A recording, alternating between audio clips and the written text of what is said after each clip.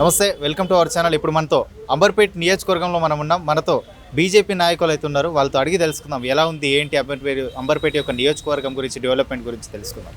నమస్తే అన్న. ఇప్పుడు చూసుకుంటే అంబర్పేట నియోజకవర్గంలో డెవలప్మెంట్ జరిగిందంటే ఇది అని ఏం చెప్పొచ్చు మరి? ఇప్పుడు ఇక్కడ నిలిచిన గంగానగర్ మహంకాళమ్మ టెంపుల్, ఈ గుడికి ఏదైతే ప్రాంగణానికి ఈ కాంపౌండ్ వాల్ ఏదైతే ఉన్నదో కృష్ణ యాదవ్ అన్న పీరియడ్లోనే కట్టించినారు. ప్రతి రోడ్లు డ్రైనేజ్లు కూడా ఆయన పీరియడ్లోనే వచ్చాయి. దాని తర్వాత కిషన్ రెడ్డి గారు చేశారు అభివృద్ధి పనులు. ప్రతి బస్సులో కమ్యూనిటీ హాల్, ఇక్కడ కమలానగర్లో చూస్తే కమ్యూనిటీ హాల్, పెద్ద కమ్యూనిటీ హాల్ కట్టిండు. సెంటర్ జోన్ కట్టిండు, ఎదురుగా కమ్యూనిటీ హాల్ కట్టిండు, ఈ కమ్యూనిటీ హాల్ కట్టిండు, పక్కన గవర్నమెంట్ స్కూల్ కట్టిండు, లంకల గవర్నమెంట్ స్కూల్ కట్టిండు. అది భారతీయ జనతా పార్టీ గొప్పతనం. లీడర్ అంటే క్యాడర్ను పెంచుకుంటాడు, వాళ్ళు అభివృద్ధి పనులు చేసేట్లో ముందుంటారు. ఈ కమిషన్లో కక్కుర్తిపడి దళిత బంధు అని చెప్పి కమిషన్లు తిన్నారు, బీసీ బంధు అని కమిషన్లు తిన్నారు, డబల్ బెడ్రూమ్ అని కమిషన్లు తిన్నారు. కమిషన్ల మనుషులు కావాలా, పనిచేసే మనుషులు కావాలా, ప్రజలు నిర్ణయించుకోవాలి. 100 మందికి డబల్ బెడ్రూమ్లు ఇచ్చేసి 1000 మందికి వాళ్ళ నోళ్ళు కొట్టేసిండ్రు. ఎలక్షన్ ముందు డబల్ బెడ్రూమ్లు ఇచ్చినప్పుడు తెలియదా ఎలక్షన్ కోడ్ వస్తుంది, ఎలక్షన్ కోడ్ వచ్చేసి కొంతమందికి ఇచ్చేసి చాలా మందికి ద్రోహం చేశారు. వాళ్ళ దగ్గర వాళ్ళకు డబల్ బెడ్రూమ్ ఇవ్వకముందే డబ్బులు దండుకున్నారు.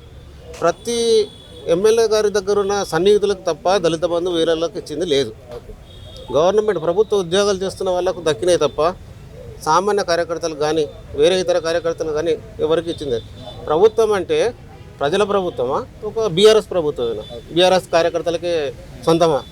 అందరికీ చేస్తున్నప్పుడు, అందరికీ ముఖ్యమంత్రి అయినప్పుడు అందరికీ సమానంగా ఏవైతే ప్రభుత్వ పరంగా వచ్చే ఏవైతే బెనిఫిట్స్ ఉన్నాయో అందరికీ షేర్ కావాలి తప్ప వాళ్ళ స్వార్థం కోసం వాళ్ళే తీసుకున్నారు, వాళ్ళే తిన్నారు తప్ప వేరే చేసింది లేదు.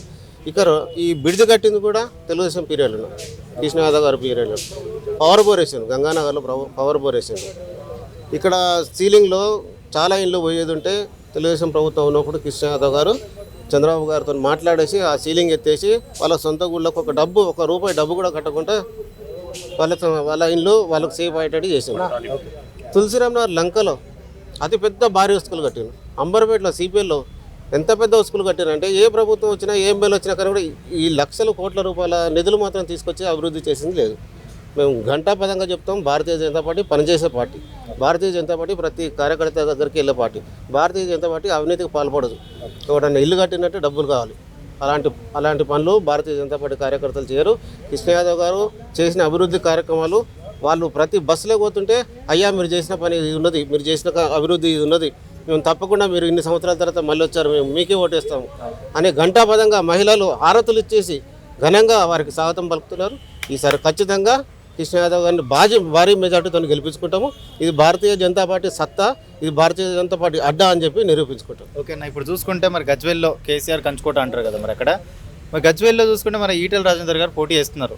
ఖచ్చితంగా ఇది నా అడ్డా, నేను గెలుస్తాను అనే విధంగా అంటున్నారు. మరి ఏమంటారు అనుకోవచ్చు, ఎలా ఉండబోతుంది అనుకోవచ్చు? గజ్వేలు డబ్బులు ఖర్చు పెట్టి ప్రభుత్వ అధికారులను దుర్వినియోగపరుస్తూ గెలిచిండే తప్ప కేసీఆర్ సొంతగా ప్రజల మధ్యకి వెళ్ళి గెలిచింది కాదు. ఇప్పుడు మా సత్తా ఏందో 2 దిక్కులో కూడా జహీరాబాద్లో కానీ గజ్వేల్లో కామారెడ్డిలో మా ఈటెల రాజేందర్ ఖచ్చితంగా గెలుస్తాడు, గెలిచి తిరుగుతాం. హుజురాబాద్లో కూడా. ఓకే అన్న, థ్యాంక్ యూ అన్న.